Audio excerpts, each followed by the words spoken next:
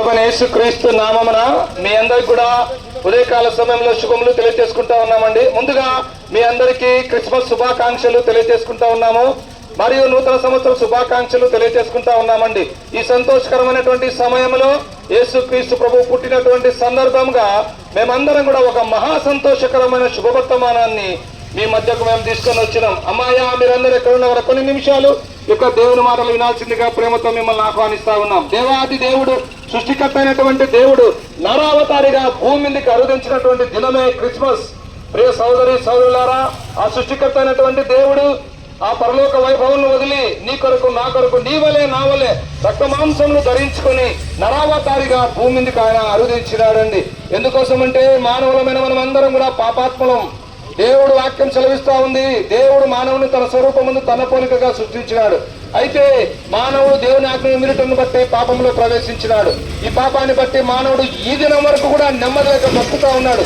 తానెంత సంపాదించినప్పటికీ, తానెంత తిన్నప్పటికీ, తానెంత ఉన్నతమైన స్థానంలో ఉన్నప్పటికీ మానవుల్లో పాపం ఉండటం బట్టి నెమ్మది లేక బతుకుతా ఉన్నాడు, శాంతి లేక జీవిస్తా ఉన్నాడు, సమాధానం లేక జీవిస్తా ఉన్నాడు. కనుక ప్రపంచంలో ప్రతి మానవుని పాపం నుంచి రక్షించాలని, ప్రతి మానవుని జీవితంలో శాంతినివ్వాలని, ప్రతి మానవునికి సమాధానం ఇవ్వాలని ఆ దేవాది దేవుడే నరావతారిగా అరుదించినాడు. ఆయనే యేసుక్రీస్తు ప్రభుల వారండి. ఆయన ఈ లోకంలో పరిశుద్ధాత్మ ద్వారా మరియను కన్యక గర్భమందు కుమారునిగా ఈ లోకంలో జన్మించినాడు. ఆయన పశువుల పాకలో పరుండబెట్టాడు. ఈ లోకం యేసు ప్రభుకు స్థానం ఇవ్వలేకపోయింది. అయితే ఆనాడు పశువుల పాకలో పరుండబెట్టి పొత్తుకుడులతో చుట్టబడినటువంటి ఆ యేసుక్రీస్తు ప్రభుల వారు సర్వలోక మానవుణ్ణి పాపం నుంచి రక్షించాలని తాను సిలువకు అప్పగించుకున్నాడు. ఆయన సిలువలో పలు బాధలు పొందినాడు. సిలువలో ఆయనను చిత్రహింసలు పెట్టినాడు. అయితే మనందరి పాపముల కొరకు యేసు ప్రభు సిలువలో మరణించినాడు, సమాధి చేయబడినాడు, 3వ దినాన తిరిగి లేచినాడు, ఆ పరలోకానికి వెళ్ళిపోయినాడు. ఈ క్రిస్మస్ సందర్భంగా యేసుక్రీస్తు ప్రభు 2025 సంవత్సరం క్రితం ఆ బెత్లెహేం నగరంలో జన్మించిన యేసయ్య ఈ ఉదయకాల సమయంలో అమ్మా అయ్యా మాటలు వింటున్న సోదరి సోదరుడా, నువ్వెవరైనా సరే, నువ్వు ఎలాంటి పాపాత్ముడైనా సరే, ఎన్ని దినాల నుంచి పాపములు చేసిన వాడవైనా సరే, నీ పాపముల సంఖ్య ఎంత పెద్దదైనప్పటికీ సరే, జీవితంలో నెమ్మది లేక బాధపడుతున్నావా, శాంతి లేక బాధపడుతున్నావా, సమాధానం లేక బాధపడుతున్నావా, నా పాపములు ఎవరు క్షమించగలని ఎదురు చూస్తున్నావా, జీవితంలో ఆదరణ నోచుకోక బాధపడతా ఉంటే నీకు ఇదే శుభవార్త.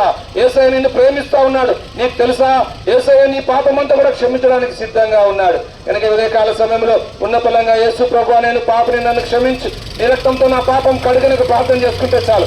యేసు రక్తం ప్రతి పాపం నుంచి నిన్ను కడుగుతుంది, పవిత్రపడుతుంది, పరిశుద్ధపరచబడుతుంది. లోకంలో నెమ్మది, శాంతి, సమాధానం చూడగలవు. కనుక ఈ క్రిస్మస్ నీ జీవితంలో నిజమైనటువంటి క్రిస్మస్, నిజమైనటువంటి పాప క్షమాపణ యేసయ్య నీకు ఇవ్వాలని ఇష్టపడతా ఉన్నాడు. ప్రియ సోదరి సోదరులారా, కనుక ఉదయకాల సమయంలో ఈ మాటలు నీకు నచ్చినట్లయితే ఇప్పుడే యేసు ప్రభుని సొంత రక్షకుడిని అంగీకరించి పాపం నుంచి విడుదల పొందాలని ప్రేమతో మేము మిమ్మల్ని ఆహ్వానిస్తా ఉన్నాం. ప్రభునేశ్వరుని విశ్వాసం ఉంచండి, అప్పుడు నేను మీ ఇంటి వారిని గొప్ప ఆత్మరక్షణ, పాప క్షమాపణ, పరలోక రాజ్యం పొందగలరు. మరలా మీ అందరికీ కూడా క్రిస్మస్ శుభాకాంక్షలు తెలియజేస్తా ఉన్నాం. యేసు ప్రభుల వారి గురించి మీకు ఇంకా తెలుసుకోవాలని ఆశ ఉంటే మా బ్రదర్స్ మీద కరపత్రాలు తీసుకువస్తున్నారు, తీసుకురండి, చదవండి, సత్యాన్ని గ్రహించండి. క్రిస్మస్ సందర్భంగా పొద్దుటూరు బేతనీయ ప్రార్థనా మందిరం, గాంధీ రోడ్ బేతనీయ ప్రార్థనా మందిరంలో ఒక ప్రత్యేకమైనటువంటి కూడిక ఏర్పాటు చేయబడింది. మిమ్మల్ని అందరినీ ప్రేమపూర్వకంగా ఆహ్వానిస్తా ఉన్నాం. రండి, దేవుని వాక్యం వినండి, ఆధ్యాత్మిక మేలులు పొందండి. మీ అందరి కొరకు మేము ఇప్పుడు ప్రార్థన చేస్తాం.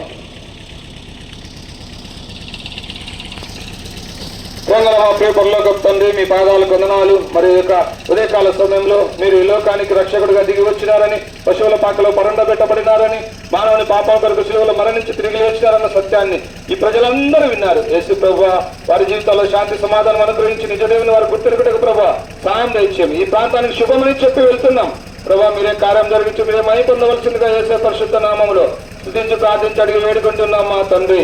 ఆమేన్.